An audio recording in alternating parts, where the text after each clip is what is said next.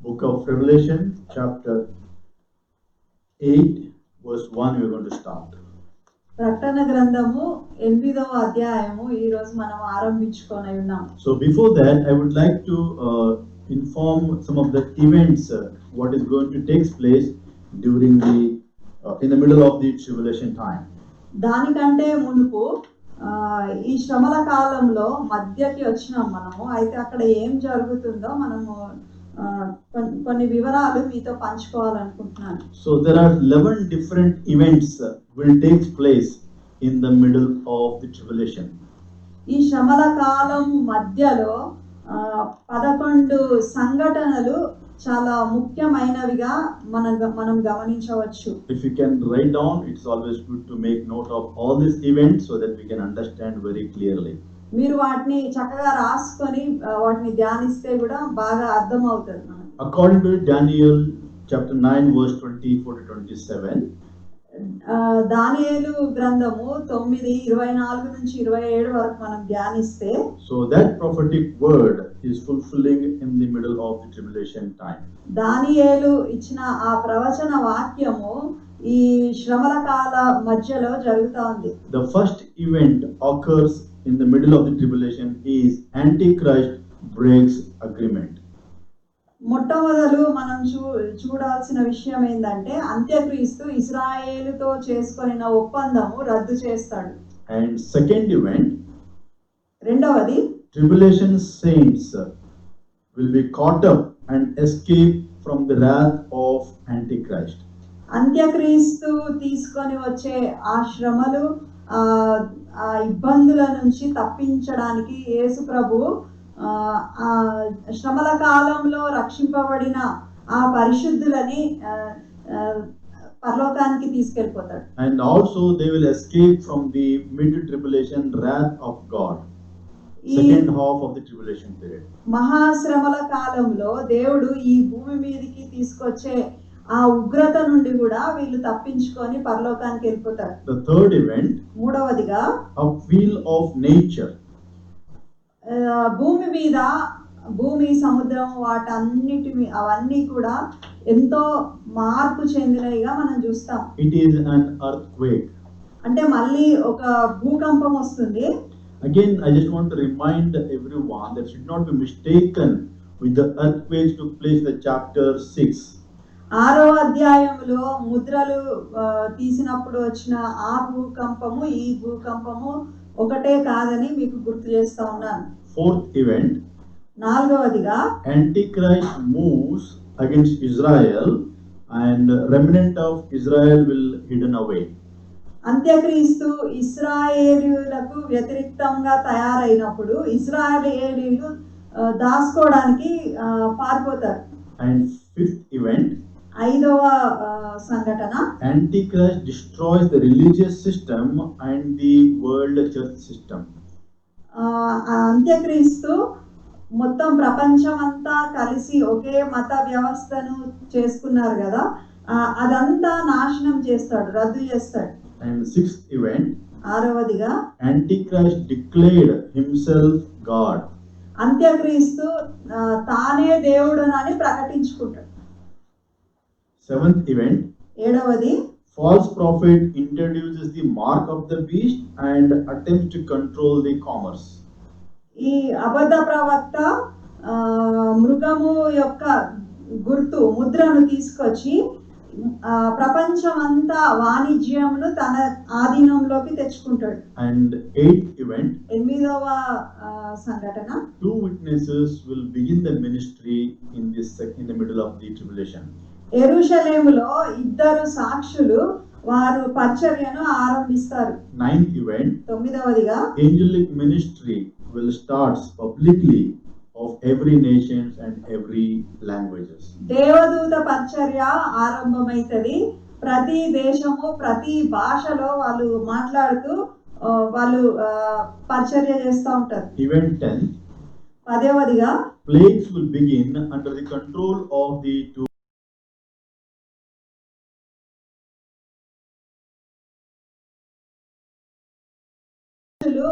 వాటిని అలా ఆధీనంలోకి తీసుకోగలుగుతారు. 11th event, 11వ సంఘటన.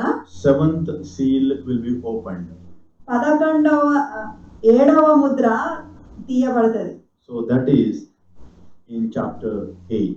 8వ అధ్యాయంలో 7వ ముద్రని ఇప్పుడు మనము తీయటం చూస్తాం. Okay, so chapter 8 verse 1. 8వ అధ్యాయము 1వ వచనం. When he opened the seventh seal, there was a silence in heaven for about half an hour. ఆయన 7వ ముద్రను విప్పినప్పుడు పరలోకమందు ఇంచుమించు అరగంట సేపు నిశ్శబ్దంగా ఉండెను. This seal includes not only an earthquake but the 7 trumpet judgments. ఇక్కడ భూకంపము వస్తుంది, అంతేకాకుండా ఇంకా 7 బూరల తీర్పులు కూడా మనం చూస్తాం. And also it includes the 7 bowl judgments. దాని తర్వాత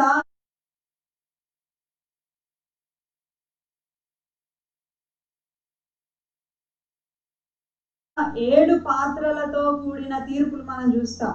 Then we can see the Jesus Christ coming to this earth to rule and reign in the millennium kingdom. ఈ శ్రమలు జరిగిన తర్వాత యేసు ప్రభు ఆకాశంలో మళ్ళీ వచ్చి మళ్ళీ భూమి మీదకి వచ్చి భూమి మీద 1000 ఏళ్ల పాలన చేయనై ఉన్నాడు. When the seventh seal opened, the 7 trumpet judgment will be revealed.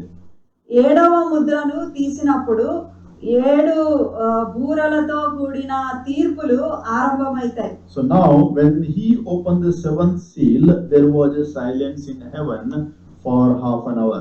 ఆయన 7వ ముద్రను విప్పినప్పుడు పరలోకమందు ఇంచుమించు అరగంట సేపు నిశ్శబ్దముగా ఉండెను. And we do not know why this silence was there in heaven for half an hour. పరలోకంలో అరగంట సేపు ఎందుకంత నిశ్శబ్దంగా ఉందో మనకు తెలియదు. So we did not find any references in the word of God of the explanation. దీన్ని మనకు విశదీకరిస్తూ బైబిల్ అంతట్లో కూడా ఎక్కడ ఏమీ రాయబడలేదు. Again, we should not make any speculation towards this, or we not add any our opinion. ఇందులో మనుష్యుల ఊహ చేత వాళ్ళకి ఇష్టం వచ్చినట్టు ఏమి కలపొద్దు అన్నారు కాబట్టి మనం ఏం ఊహించుకోలేము. But okay, you can tell your opinion, but you should not believe that is the right one. మన అభిప్రాయం ఏంటో మనం చెప్పొచ్చు, కానీ నేను చెప్పిందే కరెక్ట్ అని అనడానికి వీల్లేదు. So we should take all interpretation biblical based and biblical context. వాక్య ప్రకారంగా వాక్యంలో ఏమి రాయబడిందో వాక్యంనే మాట్లాడాలిస్తే బాగుంటది. See, now I will tell you why this half an hour silence was there.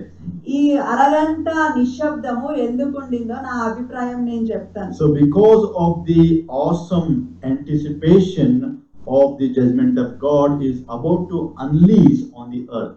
అయితే ఈ భయంకరమైన వాస్తవికత భూమి మీద జరగనయ్యున్న ఈ తీర్పుల విషయమై వాళ్ళు విస్మయంతో అట్లా ఆగిపోయి నించుండిపోయినారు. But again, don't believe in my words because it's my own words.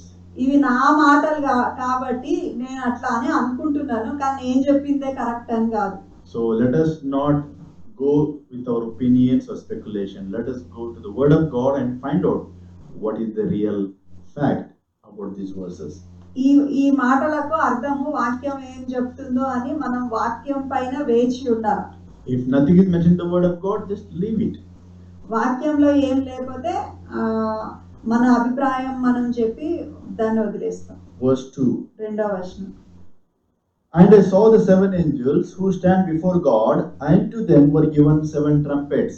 అంతటా నేను దేవుని ఎదుట నిలుచు 7 దూతలను చూచితిని, వారికి 7 బూరలు ఇయ్యబడెను.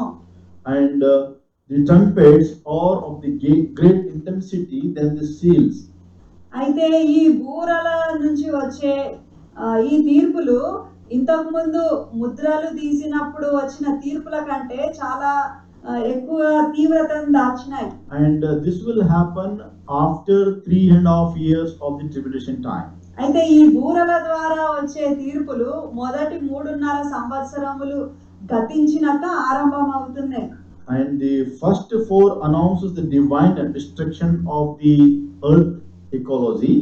మొదటి 4 బూరలతో భూమి, సముద్రము, జీవజరాలు ఉండే ఆ స్థలాలన్నీ నాశనం అవుతాయి. While the final 3 involves the demonic devastation of earth inhabitants.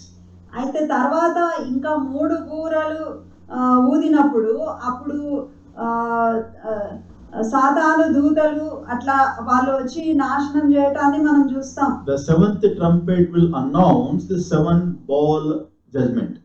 ఏడవ బూర ఊదినప్పుడు ఇంకా 7 పాత్రలతో కూడిన ఆ తీర్పులను గురించి అప్పుడు మనకు తెలియబడుతుంది. Again, I want to remind everyone that trumpet judgment is also like a seal judgment. They're going to take place only in partial.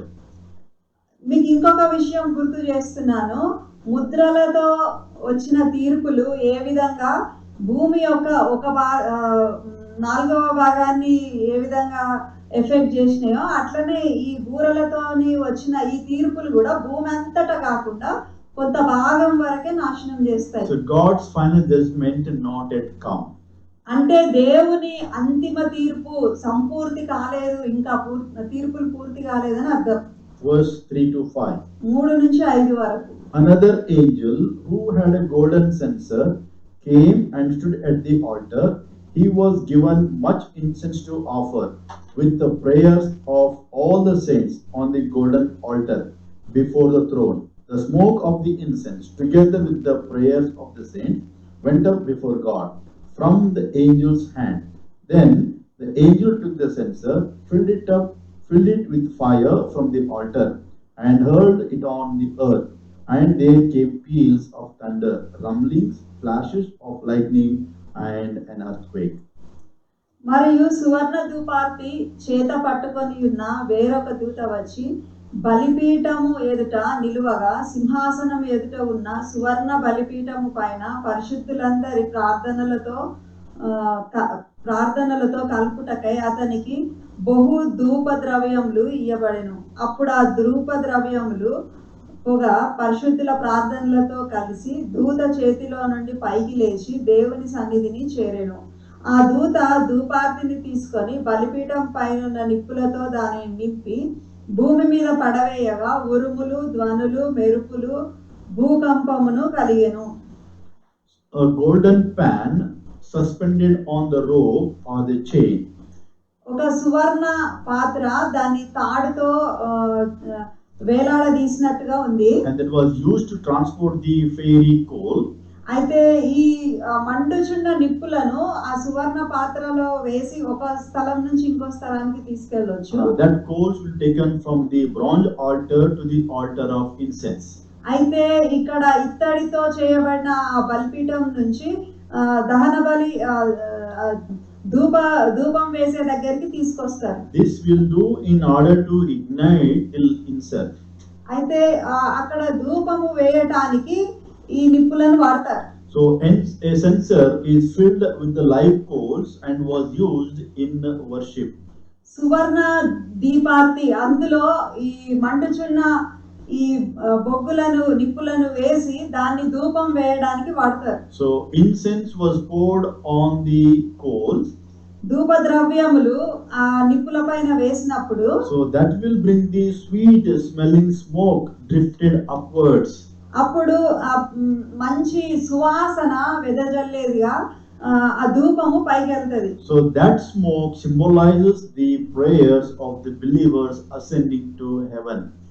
ధూప ద్రవ్యముల పొగ పరిశుద్ధుల ప్రార్థనలకు ఇక్కడ గుర్తుగా ఉండి అవి పైకి లేచి దేవుని సన్నిధికి చేరెను. So this event will occur twice a day.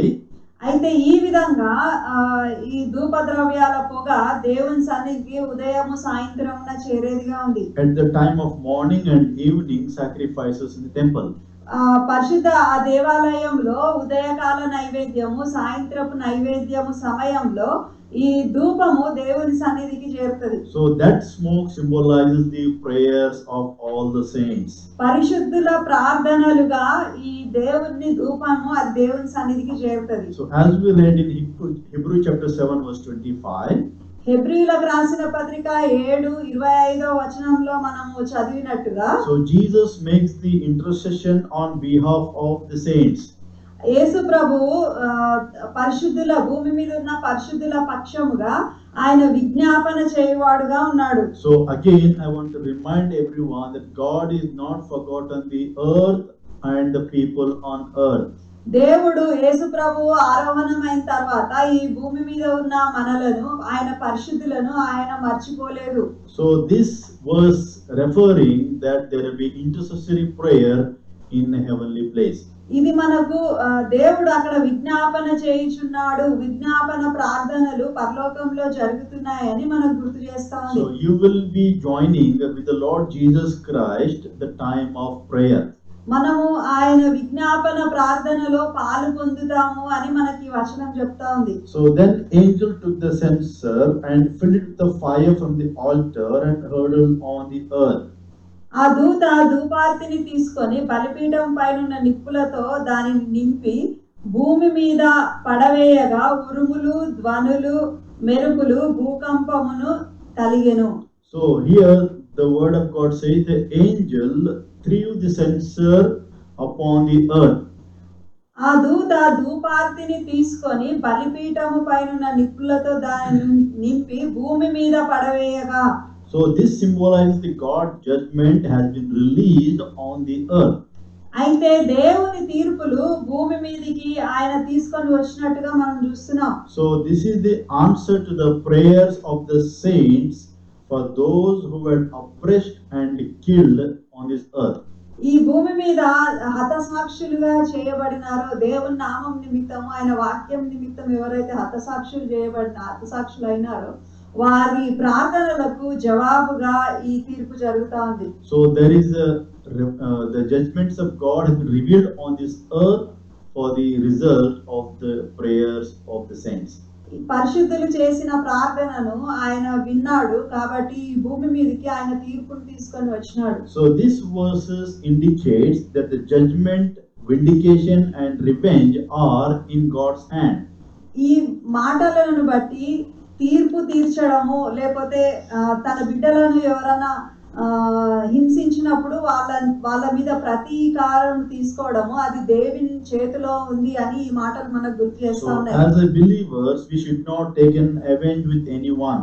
మనము ఎవరి మీద పగ పెట్టుకోకూడదు, మనము పగ తీర్చుకోకూడదు. So no matter how strong the desire to extract revenge, మనకు పగ తీర్చుకోవాలన్న కోరిక ఎంత బలవంతం చేసినా కూడా and how strong retaliate at our enemies, మన శత్రువులను బట్టి మనం ఎంత తీవ్రంగా ఆలోచన చేసినప్పటికీ కూడా our work is to pray to God for his justice.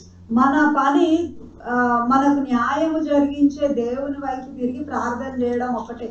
So verse 6. 6వ వచనం. Then 7 angels who had the 7 trumpets prepared to sound them.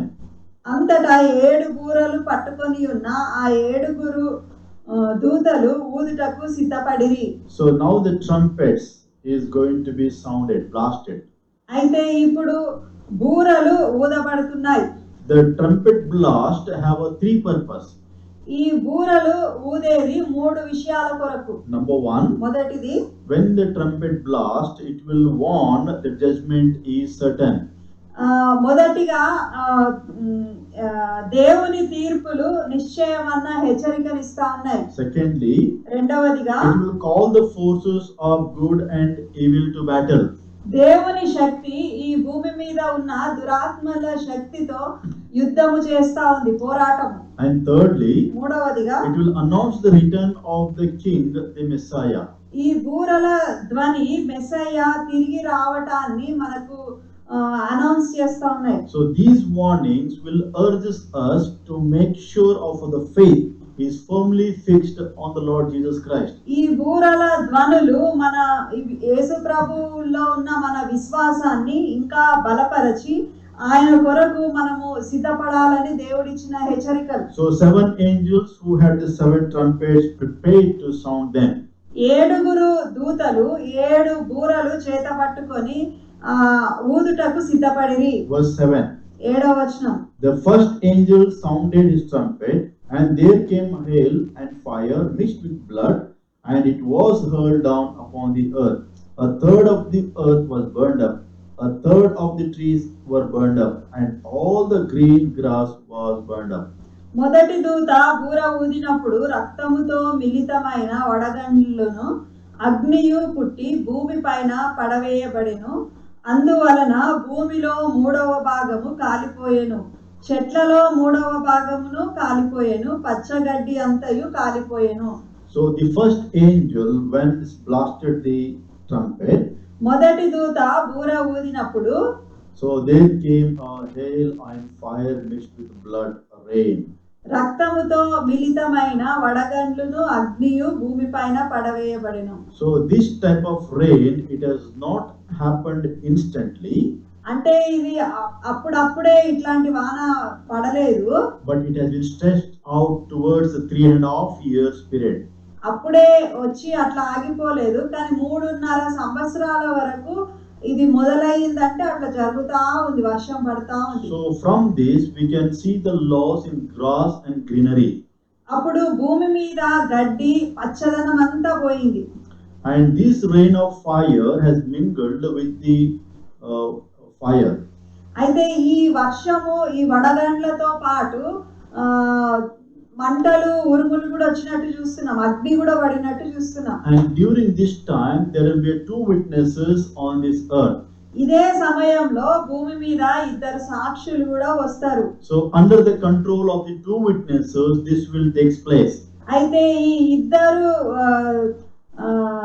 సాక్షులు వీటిని కంట్రోల్ చేస్తా ఉంటారు. So here the word of God says it was hail and fire mixed with blood. ఇక్కడ రక్తముతో మిళితమైన వడగండ్లు అగ్నియు అంటున్నాడు. So this describes the volcanic eruptions that could certainly result from the earthquake. ఇది భూకంపాలు వచ్చినప్పుడు అగ్ని పర్వత విస్ఫోటనం లాంటివి జరుగుతూ ఉంటాయి, ఆ విధంగా ఇక్కడ ఈ విస్ఫోటనం జరిగింది అని అంటారు. And the steam and water thrown into the sky. అయితే ఈ వేడిమికి నీళ్లు మరిగి ఆవిరై అవి పైకి వెళ్తా ఉంది వేడి. So when it comes down again it appears like the blood red. అయితే ఈ మరుగుతున్న నీరు పైకి వెళ్ళి అక్కడ మేఘాల తాకిడికి మళ్ళీ కిందకి వర్షం పడుతున్నప్పుడు నిప్పులాగా ఎర్రగా కనిపిస్తాం. And this will take place only the 1/3 of the sea, 1/3 of the living creatures, and 1/3 of the ships were destroyed. Only 3/3 of the trees. ఈ తీర్పులు భూమి యొక్క 3వ భాగము, అంటే జంతువులలో 3వ భాగము, ఓడలలో భూమిలో 3వ భాగము, చెట్లలో 3వ భాగము, అట్లా 3వ భాగము దీంతో ఎఫెక్ట్ అయింది. So that means the God has given an authority to destroy only the 1/3 of the earth. అయితే ఈ మొదటి బూర తో వచ్చిన వినాశనము భూమి యొక్క 3వ వంతు వరకే దేవుడు పర్మిషన్ ఇచ్చినాడు. So that means his judgment is not full. Full judgment is yet to come. This is a partial judgment on the earth. దేవుడు సంపూర్ణంగా భూమి అంతటా ఇలా జరగాలని తీర్పు ఇయ్యలేదు, ఇంకా రానున్న దినాల్లో దేవుని సంపూర్ణమైన తుది తీర్పు జరుగుతుంది. So trumpet judgments will destroy the 1/3 of the earth. ఈ బూరలు ఊదినప్పుడు కలిగే ఈ తీర్పు, ఈ వినాశనము భూమి యొక్క 3వ భాగము వరకే నాశనం చేస్తుంది. Verse 8 and 9. 8-9 వచనాలు. The second angel sounded his trumpet, and something like a huge mountain, all ablaze, was thrown into the sea. 1/3 of the sea turned into blood, 1/3 of the living creatures in the sea died, and 1/3 of the ships were destroyed. రెండవ దూత బూర ఊదినప్పుడు అగ్ని చేత మండుచున్న పెద్ద కొండ వంటిది ఒకటి సముద్రంలో పడవేయబడెను, అందువలన సముద్రంలో 3వ భాగము రక్తమాయెను. So this is the second angel, again it is under control of 2 witnesses, does the things. అయితే ఇది రెండవ దూత బూర ఊదుతా ఉంది. అయితే ఈ రెండవ దూత కూడా ఆ 2 సాక్షుల నియంత్రణలో ఉన్నారు. So huge mountain symbolizes the huge meteor or asteroid surrounded by the gases. అయితే ఈ గొప్ప పర్వతము అని ఇక్కడ పెద్ద కొండ వంటిది అని అంటే ఒక అంటే ఆకాశంలో ఉన్న ఈ నక్షత్రాలలో ఏదో ఒకటి పడినట్టుగా చూస్తా ఉన్నాం. and it will ignite the entire the earth atmosphere.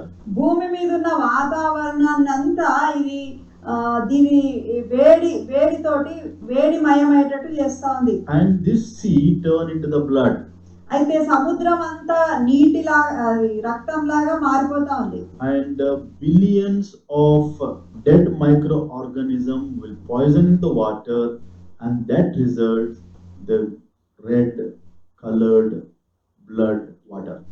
అయితే సముద్రంలో ఎర్రటి అలలు కనిపిస్తా ఉన్నాయి. అవి ఎట్లా తయారైనాయి అంటే చాలా కోట్ల కొలది చిన్న చిన్న సూక్ష్మ జీవులన్నీ చనిపోయి వాటి రంగును నీళ్ళ రంగును ఎరుపు చేసినట్టుగా ఉన్నాయి. Or it may be actual blood. లేకపోతే నిజంగానే వాటి రక్తము ఆ సముద్రం అంతా నిండి ఉండవచ్చు. So when this second trumpet blasted, there will be a 1/3 of the living creatures in the sea will die, and a third of the ships were destroyed. రెండవ దూత బూర ఊదినప్పుడు సముద్రములోని ప్రాణము గల జంతువులలో 3వ భాగము చచ్చెను, ఓడలలో 3వ భాగము నాశనమాయెను. Again, this tribulation, this plague or this problem, this judgment was not impacted on the whole earth. It is only the 1/3 of the earth.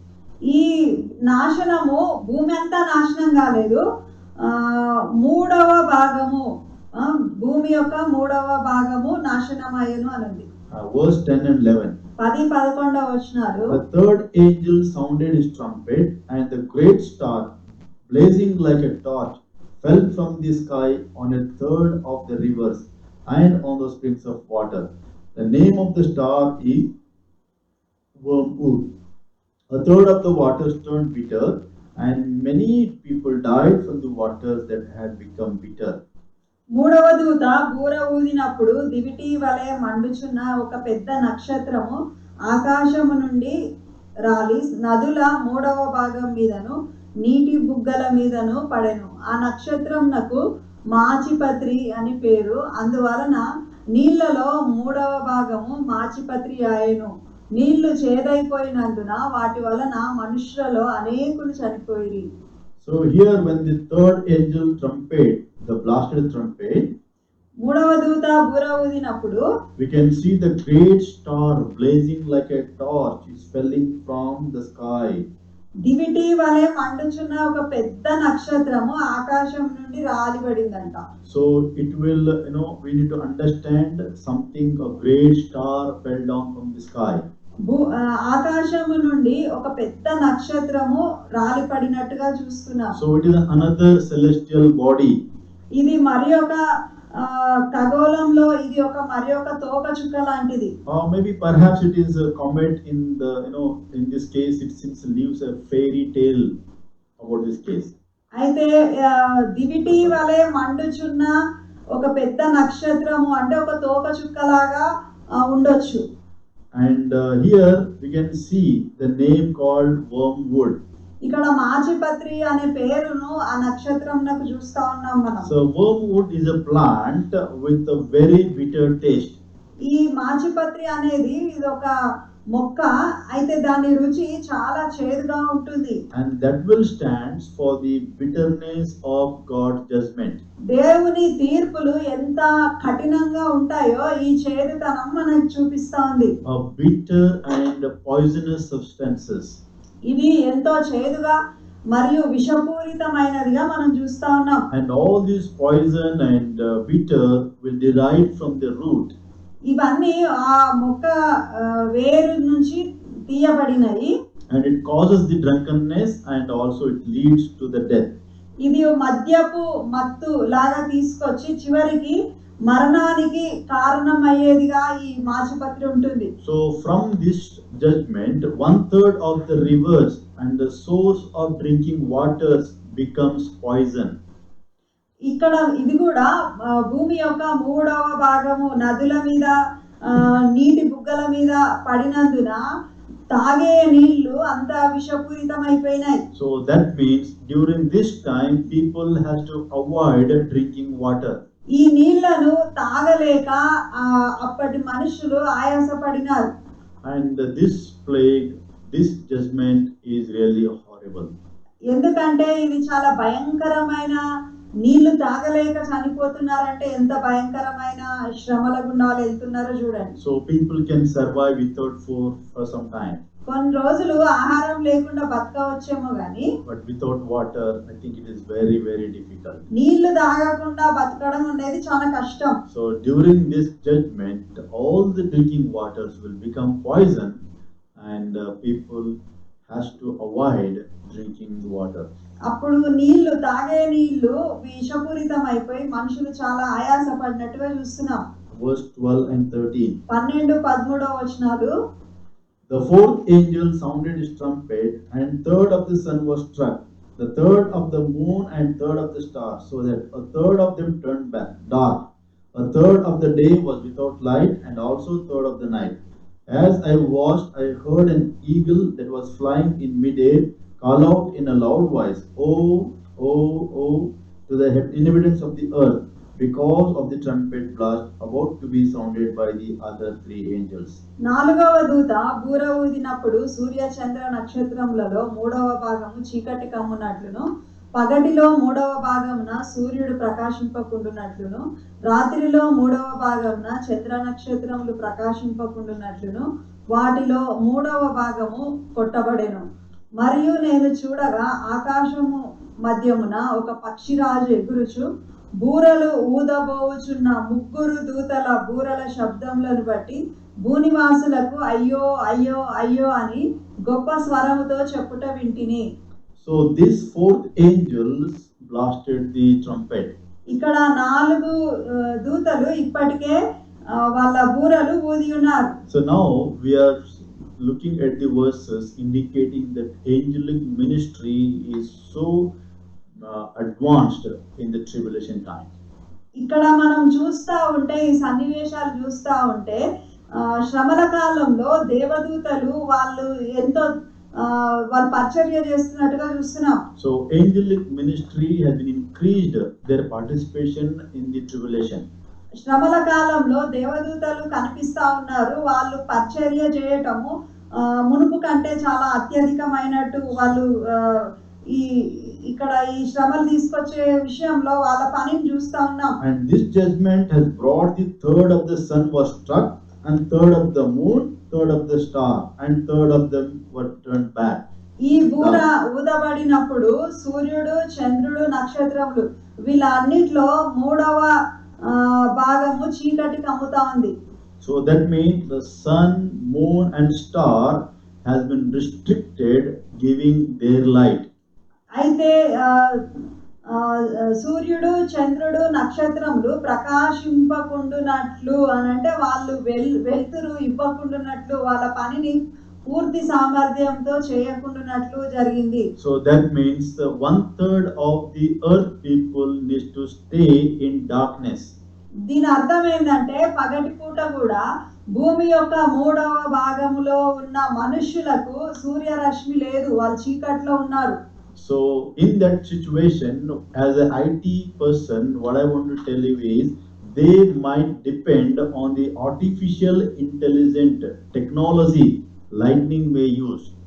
Brother computer science లో ఇంజనీర్ కాబట్టి ఆయన తెలివిని ఉపయోగించి చెప్తున్నారు. అయితే ఆ చీకటిలో ఉండకుండా మనుషులు ఆర్టిఫిషియల్ ఇంటెలిజెన్స్ అంటే కృత్రిమమైన పద్ధతుల ద్వారా వాళ్ళు వెలుతురుని తెచ్చుకోవాల్సిన అవసరం వస్తుంది. So they have to depend on artificial lights during that time. అయితే ప్రకృతి మనకి ఇచ్చిన వెలుతురు కాకుండా కృత్రిమమైన వెలుతురులో వాళ్ళు ఉండాల్సి వస్తుంది. So God in supernaturally reduced the intensity of the celestial bodies by 1/3. అయితే దేవుడు తానే ఈ ప్రకృతిలో ఉండే మనకు వచ్చే ఈ వెలుతురు, సూర్యుడు, చంద్రుడు, నక్షత్రాల ద్వారా వచ్చే వెలుతురును ఆయన తగ్గించినట్టుగా చూస్తున్నాం. And the loss of solar heat will cause the radical drop in temperature.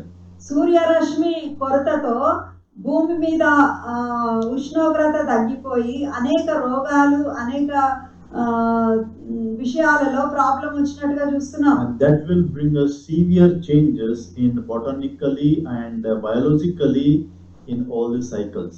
అయితే అప్పుడు వాతావరణంలో మార్పులు వచ్చి చెట్లు మరియు జంతువుల జీవ చక్రం మార్పులు వచ్చి చాలా నాశనం జరిగినట్టుగా చూస్తున్నాం. Verse 13. 13వ వచనం. It says, in the loud voice, it says, oh, oh, oh. అయితే అయ్యో అయ్యో అయ్యో అని గొప్ప స్వరముతో చెప్పుట వింటిని. So this is really, you can say, a very painful word we can see in writing here. అయ్యో అయ్యో అయ్యో అని ఇవి ఎంతో బాధాకరమైన ఈ మాటలు ఇక్కడ రాయబడి ఉన్నాయి. So here it shows the strong and powerful bird is flying over all the earth. అయితే ఇక్కడ ఒక పక్షిరాజు ఎగురుచు మనం చూస్తా ఉన్నాం. And both believers and unbelievers are experiencing the terrors. అయితే ఈ సమయంలో ఈ వినాశన కాలంలో అప్పుడున్న విశ్వాసులు అవిశ్వాసులు అందరూ ఈ పరిస్థితుల గుండా వెళ్తా ఉన్నారు. It also says the inhabitants of the earth are the unbelievers.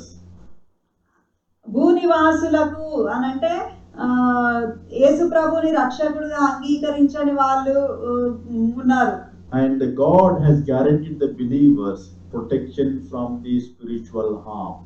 అయితే ఆ సమయంలో ఉన్న విశ్వాసులకు ఆత్మీయంగా నష్టం కాకుండానట్లు దేవుడు వాళ్ళ భద్రతకు హామీ ఇచ్చి ఉన్నాడు. So as we read in Revelation chapter 6 verse 10, ప్రకటన 6:10లో మనము చూసి ఉన్నాము. the martyr will call out, how long?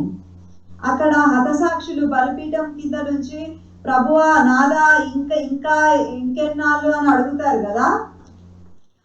And then God gives the answer. అక్కడ దేవుడు వాళ్ళకు జవాబిచ్చినట్టుగా కూడా మనం చూసినాం. So here the inhabitants of the earth, because of the trumpet blast about to be sounded by the other three angels. ఇక్కడ ఊదబోచున్న ముగ్గురు దూతల బూరల శబ్దములను బట్టి భూనివాసులకు శ్రమ అంటున్నాడు. So here we are going to see the fifth angel coming. There are three more angels are there to blast the trumpets. మనకు నలుగురు దూతలు బూరలు ఊది ఉన్నారు, అంటే ఇంకా ముగ్గురు దూతలు ఇంకా బూరలు ఊదనై ఉన్నారు. So in chapter 9, 9వ అధ్యాయంలో so judgment comes at last. దేవుడు తీర్పులు తీర్చనై ఉన్నాడు. And we may have to be distressed and impatient to see how the Lord is going to bring the judgment. అయితే ఆ 9వ అధ్యాయంలో ఇంకా ముగ్గురు దూతలు తీసుకొచ్చే ఆ వినాశనములు దేవుడు ఏ రకంగా తీసుకొని ఉన్నాడు అని చాలా మంది అసహనంగా అప్పటికే బాధపడతా ఉన్నారు. So God has a plan and God has a timing. అయితే దేవుడికి ఒక ప్రణాళిక ఉంది, ఒక సమయం ప్రకారము ఆయన సమయంలో ఆయన తీర్పులు తీసుకురానై ఉన్నాడు. He does everything beautiful in his own time. ఆయన సమయంలో ఆయన సమస్తమును ఎంతో రమ్యముగా చేసే దేవుడు. So we need to thank God for his time for us on this earth. మన జీవితంలో ఈ భూమి మీద దేవుడు మనని ఇప్పటి వరకు ఈ విధంగా ఉంచినందుకు దేవుడికి వందనస్తులమై ఉన్నాం. So let us use the available time for God's work to help others to come to him and to believe in him to escape from this judgment. ఈ విధమైన ఈ తీర్పులు ఇంత భయంకరంగా ఉన్నాయని మనం తెలుసుకుంటున్నాము. వీటిని తప్పించుకునేటందుకు మనకు తెలిసిన వారికి దేవుని సువార్తను మనం చెప్పవలసిన వారమై ఉన్నాం. So we need to be very much serious about the evangelism and the work of the Lord and preaching the gospel. మనము సువార్త ప్రకటించే విషయము దేవుని పనిలో నిమగ్నమై ఉండాల్సిన అవసరత ఈ సమయంలో ఈ పరిస్థితిలో ఎంతో అవసరంగా ఉంది. Chapter 9 verse 1. 9వ అధ్యాయము మొదటి వచనం. The fifth angel sounded his trumpet, and I saw a star that had fallen from the sky to the earth. The star was given the key to the shaft of the abyss. 5వ దూత బూర ఊదినప్పుడు ఆకాశం నుండి భూమి మీద రాలిన ఒక నక్షత్రమును చూచితిని. అగాధము యొక్క తాళపు చెవి అతనికి ఇయ్యబడెను. Verse 2. 2వ వచనం. When he opened the abyss, a smoke rose from it like the smoke from gigantic furnace. The sun and the sky were darkened by the smoke from the abyss. అతడు అగాధము తెరువగా పెద్ద కొలిమిలో నుండి లేచు పొగ వంటి పొగ ఆ అగాధములో నుండి లేచెను. ఆ అగాధములోని పొగ చేత సూర్యునిని వాయుమండలమును చీకటి కమ్మెను. So here, when the fifth angel sounded the trumpet, ఈ ఐదవ దూత బూర ఊదినప్పుడు it says the star had fallen from the sky to the earth. అయితే ఆకాశము నుండి భూమి మీద రాలిన ఒక నక్షత్రమును చూచినాను అంటున్నాడు. And this one will be an angelic being falling down from the earth, from the sky. అయితే ఇదొక నక్షత్రము కంటే కూడా ఒక దూత పడినట్టు మనము చెప్పుకోవచ్చు. And it is not known whether the star fell down from heaven is Satan or the fallen angel. ఇక్కడ ఆకాశం నుంచి పడిన ఒక నక్షత్రము అది సైతానా లేకపోతే సైతాను దూతనా అన్నది ఇక్కడ స్పష్టంగా లేదు. But word, if you read very carefully, ఇక్కడ మనం స్పష్టంగా చదివినప్పుడు it gives a clue saying that the star was given the keys to the shaft of the abyss. ఆ నక్షత్రమునకు అగాధము యొక్క తాళపు చెవి అతనికి ఇయ్యబడెను. And we are very well aware the keys of the Hades and the abyss is with the Lord Jesus Christ.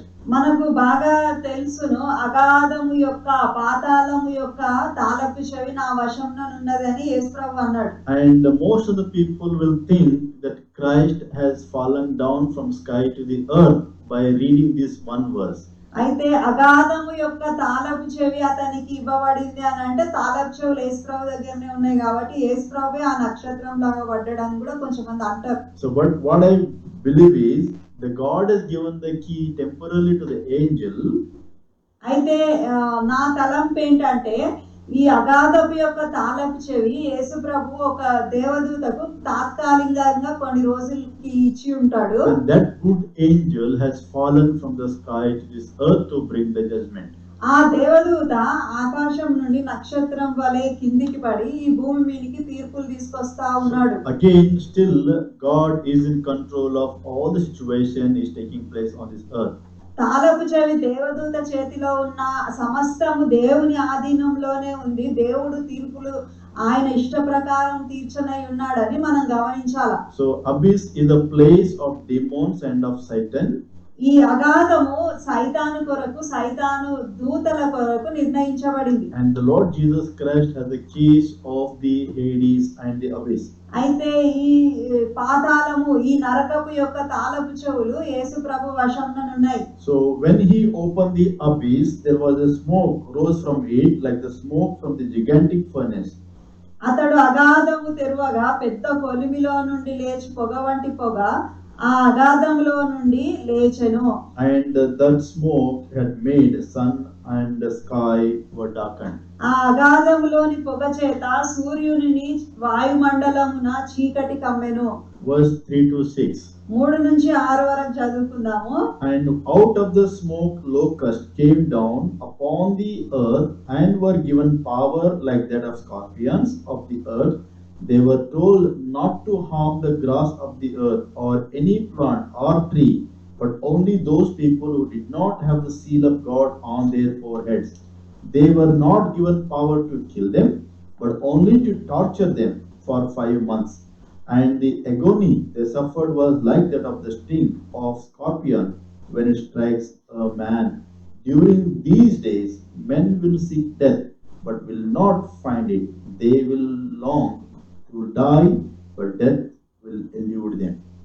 2వ వచనం నుంచి 6వ వచనం వరకు.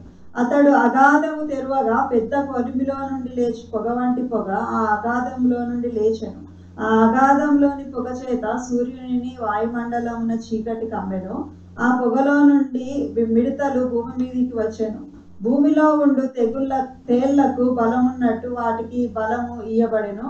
మరియు నొసళ్ళ యందు దేవుని ముద్ర లేని మనుషులకే తప్ప భూమి పై నుండి గడ్డికైనను ఏ మొక్కలకైనను మరి ఏ వృక్షమునకైనను హాని కలుగ చేయకూడదని వాటికి ఆజ్ఞ ఇయ్యబడెను.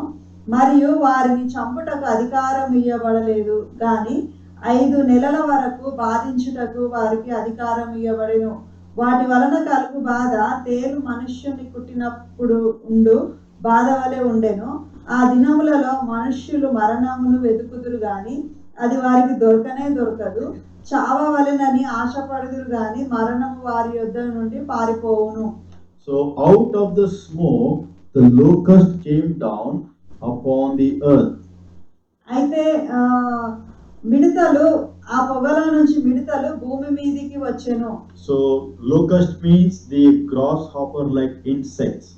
ఈ మిడతలు ఇవి ఒక ఎగురుతూ గట్టి మీద ఎగురుతూ మనం చూస్తాం. So they always goes in groups and they can obscure the sun and strip bare all vegetation.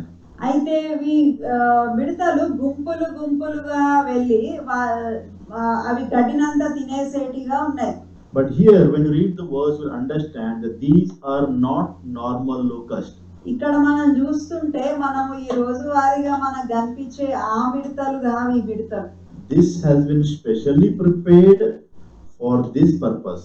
వీటిని ఈ శ్రమల కొరకు దేవుని తీర్పుల కొరకు దేవుడు ఈ ఈ ఈ జీవాన్ని తయారు చేసినట్టున్నాడు. So this has been prepared in the form of demons who like the locust will bring swarming destruction.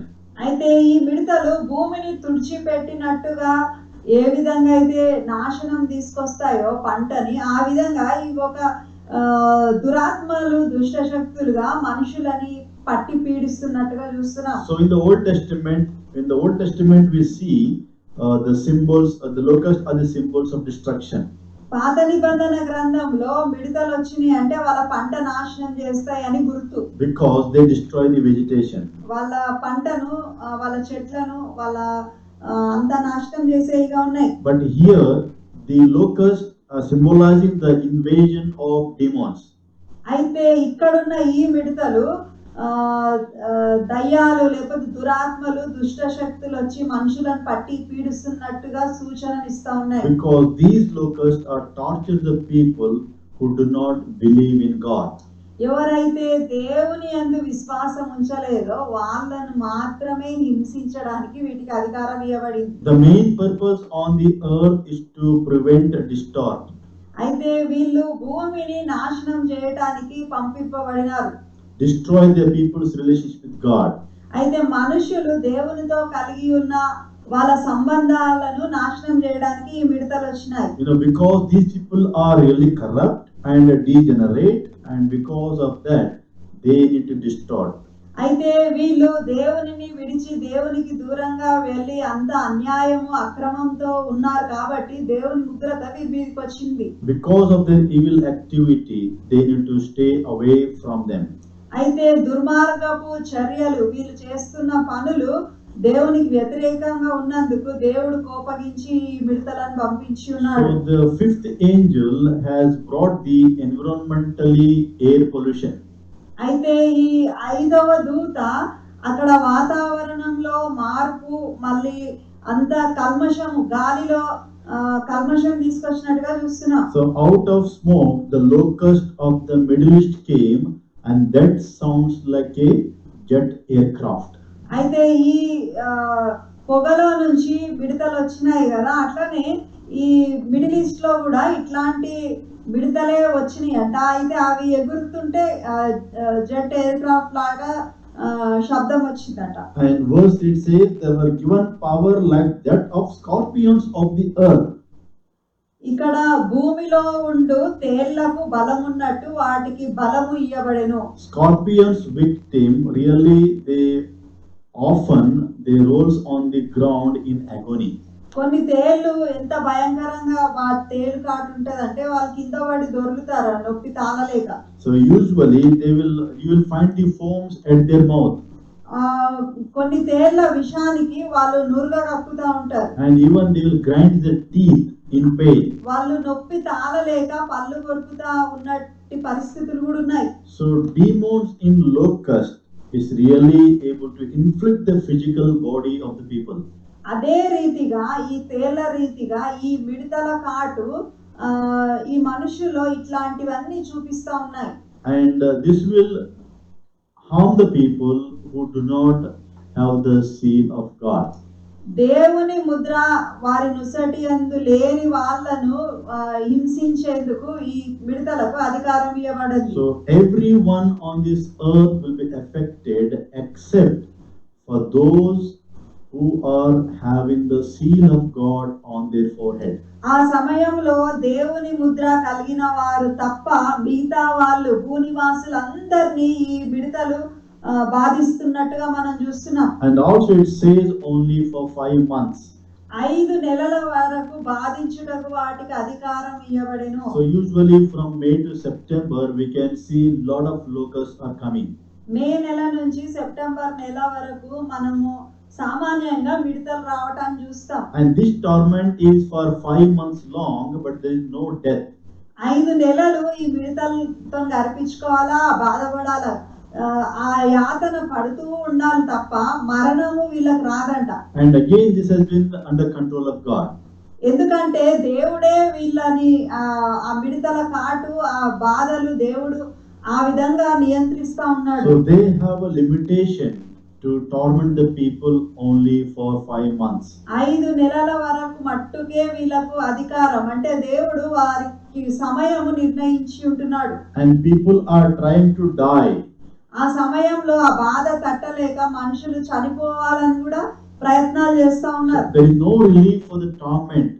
అయితే ఆ సమయంలో వాళ్ళ బాధకు నివారణ లేదు, దానికి ఒక ట్రీట్మెంట్ లేదు. They tried all the attempts to get rid of this pain, but still they were not able to do it, and they tried to do suicide.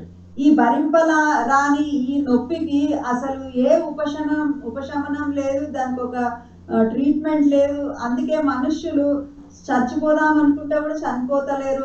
అది వాళ్ళ బాధ చెప్పశక్యం కాదు. During that time, death is on holiday. ఆ సమయంలో మరణము సెలవు తీసుకుంది అని చెప్పొచ్చు. This is really horrible. ఎందుకంటే వాళ్ళ చద్దాం అనుకున్న వాళ్ళకి చావు వస్తలేదు. This is the result of the people who really stubbornly refuse to love God. దేవుని ప్రేమించడానికి వెనుక తీస్తే ఇట్లాంటి పరిణామాలు ఎదుర్కోవాల్సి వస్తుంది. So those who refuse to accept the Lord Jesus Christ, they will experience this torment. ఈ విధమైన శ్రమలు మనము యేసు ప్రభువుని వెంబడించకపోతే, ఆయనకు విధేయులై ఆయన రక్షకుడిగా స్వీకరించకపోతే ఇట్లాంటి పరిస్థితి వస్తుంది. So God can turn to their own fruit. వాళ్ళు ఏమి విత్తుతే అదే పంట కోస్తారంటారు కదా, అందుకే వాళ్ళు దేవుణ్ణి వద్దనుకున్నారు. అందుకే దేవుడు వాళ్ళకు ఆ సమయంలో సహాయం చేయట్లేదు. So God loves, and his heart desire is no one should perish. దేవుడు ప్రేమయ్య ఉన్న దేవుడు, ఎవరును నశింపకూడదు అని ఆయన ఆశ. Again, what I want to tell you this night is, those who will be in hell, they are on their choice. ఎవరైతే నరకానికి వెళ్తున్నారో వాళ్ళని దేవుడు తీసుకెళ్లి నరకంలో వేయట్లేదు. వాళ్ళు నరకాన్ని కోరుకున్నారు కాబట్టి వాళ్ళకు ఆ నరక యాతన బట్టి. So God is trying, still in the tribulation time, he is sending his saints to bring them up. అయితే ఆ శ్రమల కాలంలో కూడా దేవుడు ఇంకా తరుణం వెంబడి తరుణం ఇస్తున్నాడు. ఆయన బిడ్డలను పంపించి ఆయన సువార్త అందిస్తా ఉన్నాడు. So this verses indicate that 5 months hell on the earth.